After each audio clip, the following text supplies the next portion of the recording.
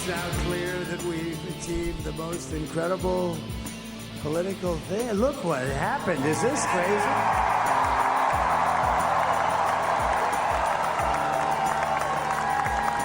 But it's a political victory that our country has never seen before. Nothing like this. Former President Donald Trump last night, well, actually early this morning, addressing supporters in Florida after it became clear that he was the presumptive president-elect, making history as the second president in our nation's history to win 2 non-consecutive terms. Of course, all of this preliminary. You've got the certification January 6th before he actually takes office January 20th. America has given us an unprecedented and powerful mandate. We have taken back control of the Senate. The Senate races in Montana, Nevada, Texas, Ohio, Michigan, Wisconsin, the great Commonwealth of Pennsylvania, were all won by the MAGA movement. So clearly Trump celebrating Kamala Harris, not making any statements last night other than to have a campaign official come out and say that she would address the nation today. So it was an interesting night as Donald Trump seemed to have a consistent gain throughout, and those gains stuck through. However, as the night progressed, it was later and later and later, even into the early morning hours before some of the states that were starting to lean Republican actually were decided by various media outlets. Let's take a look at what the Associated Press has through Google on the map. 277 electoral votes for Donald Trump. That is over that 270 mark to secure the presidency as president-elect. Kamala Harris getting 224 electoral votes. And the big areas, obviously, that were up for grabs, Pennsylvania, Michigan, and Wisconsin. Also Minnesota in that mix. But as you could see, Pennsylvania ultimately did go to Trump with a difference of around 350,000 votes, 50.7 to 48.4 and 97% reporting. Clearly, that was a long night for Pennsylvania to determine whether or not they're going to see an outcome. But you've got some of the other states that are likely to go Trump, giving 6 electoral votes to Trump from Nevada. That would add to his 277. Arizona would have 11 electoral votes going to Trump. That would add to his 277. So clearly Trump is in the lead there. And he came out last night with that presumption of winning. But earlier on in the day, Illinois Governor J.B. Pritzker went on with ABC and shared some of his thoughts, what he thought was going on. And again, this was from earlier in the day yesterday, on Election Day. And we think, again, on Election Day today, we're going to see women coming out. We have really encouraging numbers. What I think is happening is that, people are realizing, first of all, that women aren't going to take it. They're not going to be second-class citizens. They don't want their daughters to be second-class citizens. They also want a champion for the middle class. People all across the nation know that Donald Trump has been standing up for his wealthy friends, hoping to give them a big tax break. And also, he's the guy who took away your freedoms. So I think this is a really good momentum we've got on Election Day, and I'm going to feel really good tonight when Kamala Harris becomes Madam President. But again, that is not what happened, at least when it comes to the preliminary numbers here. As you look at that map, 277 for Trump, 224 for Harris. But obviously, Trump made his comments last night in front of a crowd. This is the presumptive presidential elect.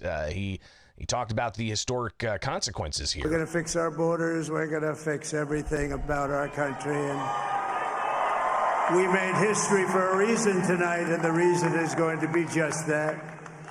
We overcame obstacles that nobody thought possible, and it is now clear that we've achieved the most incredible political thing. Look what happened. Is this crazy?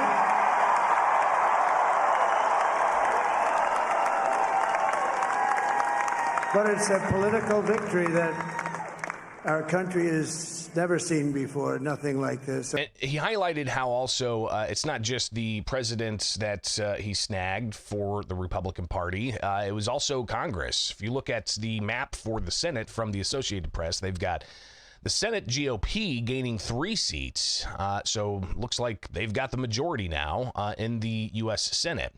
For the U.S. House, so far, the GOP's gained 1 seat, so they've added a little bit to that narrow cushion. A lot more is going to come in, obviously, with some states still having yet reported all of their data. But clearly, Republicans could have, that control of Congress and control of the executive branch. And this all comes as it's been a pretty historic election season. I mean, just walk with me through even the past 4 years, right? In 2020, you had the pandemic during the last year of the former president's tenure. And then you had the economy collapse because governors, like here in Illinois, shut down the economy, told businesses they couldn't operate. Then it was, certain capacities you could have inside your, small mom and pop restaurant. Schools were being restricted access by governors across the country, and that caused the economic numbers to plummet. The 2020 election comes between Biden and Trump. Trump contests the election results because of the huge amount of mail-in balloting that was allowed because of the pandemic. Then you have the January 6th riot on Washington, D.C., and all of the characterizations there were about Trump in the past 4 years before that, about Russia collusion and so on, culminating in that January 6th riot, and then the characterization of Trump, him being taken off of social media platforms like YouTube and X and Facebook, and let alone he was impeached twice. Then you get into the Biden administration with the influx of non-citizen migrants growing more and more, the recognition of that, as you had what Trump characterized as migrant crime. Trump goes through a primary earlier this year without taking part in any of the debates, but dominating the Republican field. He's also battling, criminal accusations and is even awaiting sentencing in a New York criminal case, which is going to be coming up here later on this month. So it's unclear what's going to happen there. Could that case be tossed entirely despite a jury convicting Trump of those charges? And those charges deal with, not classifying payments to his attorney a certain way, which, was a misdemeanor, but it was beefed up to a felony, 36 of them or so. Then he's got criminal indictments down in Georgia and elsewhere. How all that's going to play out will be fascinating, especially with the mandates that the map shows of the Electoral College and control of Congress. So you've got all of that in the mix. And then you had the attempted assassination where Trump turned his head and got shot in the ear, all while he's facing Biden in this 2024 election. But then the GOP convention happens the day after that wraps up, the Sunday following that week. Biden steps down and Harris is pretty much propped up without a primary as the Democrats' presidential nominee. So again, you could see just how historic this has been in all of the twists and turns and the whiplash you can get trying to follow this news cycle. But Dana White, the president of the Ultimate Fighting Championship, he was one of the speakers that Trump pulled up on stage last night. And I think he really kind of distilled what has happened with the electorate here in this country. Nobody deserves this more than him, and nobody deserves this more than his family does. This is what happens when the machine comes after you. What you've seen over the last several years, this is what it looks like. Couldn't stop him. He keeps going forward. He doesn't quit. He's the most resilient, hard-working man I've ever met in my life. His family are incredible people. This is karma, ladies and gentlemen. He deserves this. They deserve it as a family. I want to thank some people real quick. I want to thank the Nelk Boys, Aiden Ross, Theo Vaughn, Bustin' with the Boys, and last but not least, the mighty and powerful Joe Rogan. And thank you, America. Thank you. Have a good night. But also behind some of that, Elon Musk and his role in the Trump campaign, and also his role as somebody who's going to go in and, he says, possibly help find $2 trillion to cut from the federal budget. So we'll see how that works. Of course, Trump's got a transition team, including RFK Jr., who was on Illinois' ballot, but he ended up going and supporting Trump. You've got Tulsi Gabbard, Elon Musk, and a whole host of others. So an interesting coalition there. But Trump, again, last night talking about how historic the outcome, at least as he's seeing it here, is. We've been through so much together, and today you showed up in record numbers to deliver a victory like like no other. This was something special, and we're gonna pay you back. We're gonna do the best job. We're gonna turn it around. It's got to be turned around. It's got to be turned around fast, and we're going to turn it around. We're going to do it in every way, with so many ways, but we're going to do it in every way. This will forever be remembered as the day the American people regained control of their country. Now, one thing that is going to be watched closely here in Illinois is the non-citizen migrant crisis and how that's going to be handled by federal authorities, following through with Trump's promise of a mass deportation operation to go after criminal and violent non-citizen illegal immigrants.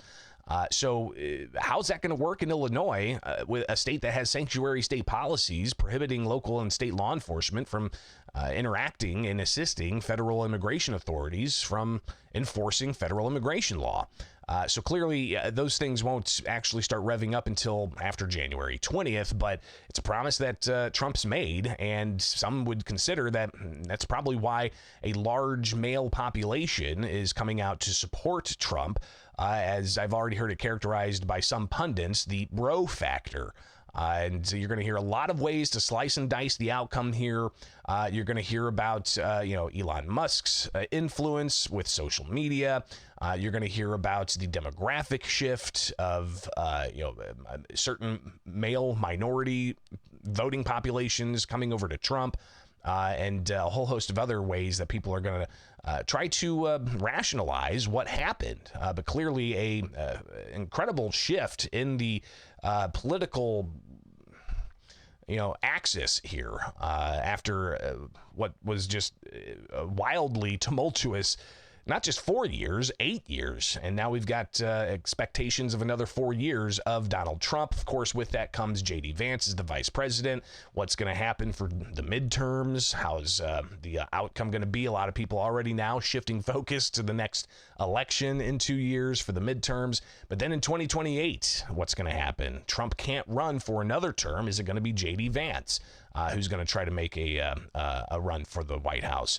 Or are we going to see a certain field of Democrats? The governor of Pennsylvania wasn't picked by Vice President Kamala Harris. Is he going to try to rise to the top to get a Democrat nomination for president?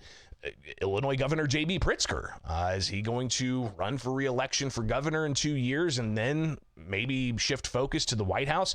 Obviously, all that's political prognostication, but I think something that is going to be fascinating to watch, and we'll do it all here with Illinois in Focus Daily and the Center Square. I do want to encourage you to get to thecentersquare.com and check out all of the other headlines from last night. And you can find that at the national page. Obviously, Republicans projected to take control of the U.S. Senate. Trump declared president-elect. Pennsylvania, Trump takes the whole ball of wax. Republicans on verge of sweeping statewide row offices. Trump wins North Carolina. Trump wins Georgia. Republicans maintain control of Georgia State Senate. Nevada too close to call at the moment. So you can get all those headlines there, but also you can get those headlines from Illinois with Illinois in Focus Daily. It is right here with America's Talking Network. I'm Greg Bishop. Thank you so much for taking part in the program each and every weekday morning. A lot of people in the chat, and wow, good numbers this morning for the live show. So appreciate you guys joining. And keep it right here each and every weekday morning. Like, subscribe, hit that notification bell. America's Talking Network, and get the podcast anywhere you get podcasts. Illinois in Focus Daily.